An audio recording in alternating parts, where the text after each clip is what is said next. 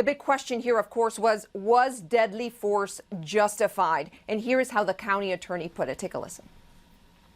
It is my conclusion that the use of deadly force by Officer Yanez was not justified, and that sufficient facts exist to prove this to be true.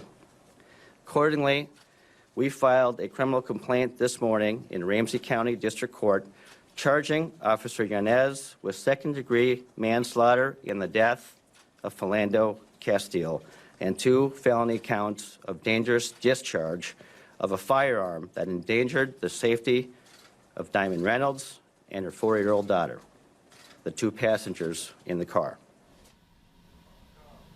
Now, let's just recap on what this story was about, because it got a lot of attention when it actually happened. And we should warn you that the video that we're about to show you is very graphic. Let's not forget that this was live streamed through social media, and this was by the girlfriend of Philando Castile. It was a very dramatic event as it was unfolding, and of course live online. But let me take you through this. This was back in July.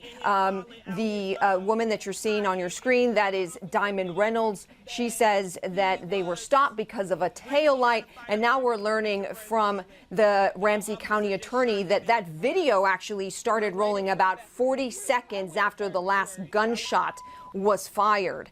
And so you see Philando Castile there, very bloody. Diamond Reynolds saying that he was actually trying to get a hold of his ID when those shots were fired.